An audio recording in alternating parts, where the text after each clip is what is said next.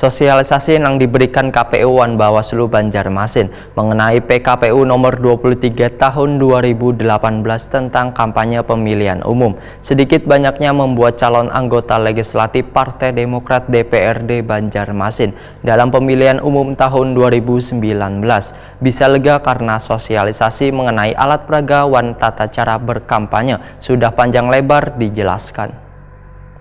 Ya, mengikuti peserta pemilu.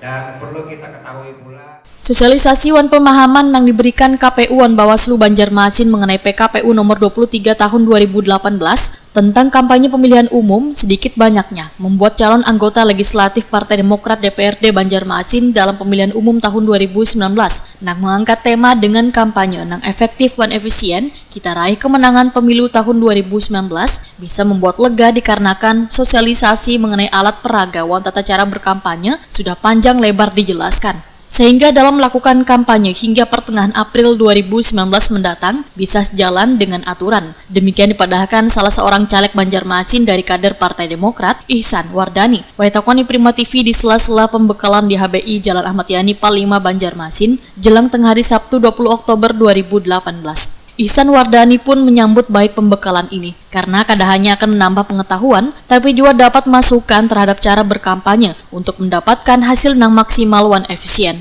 Terlebih terkait pemasangan baliho caleg, ujar Ihsan Wardani, harus sesuai aturan wan kada sembarangan. Masukan ini menjadi bekal dalam menjalankan aturan kampanye. Mengenai adanya pelatihan ini gimana?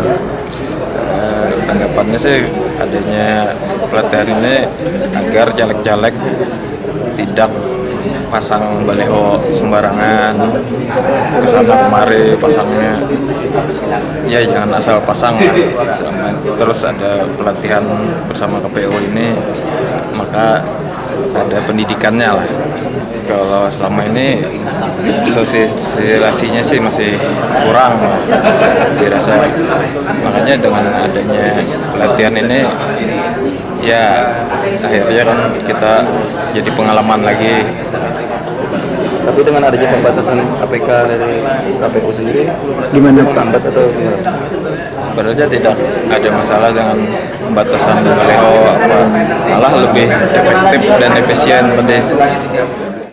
Ihsan Wardani berharap pembekalan yang diikuti seluruh kader Partai Demokrat ini dapat diserap secara keseluruhan, sehingga tujuan kampanye yang efektif dan efisien dapat diraih.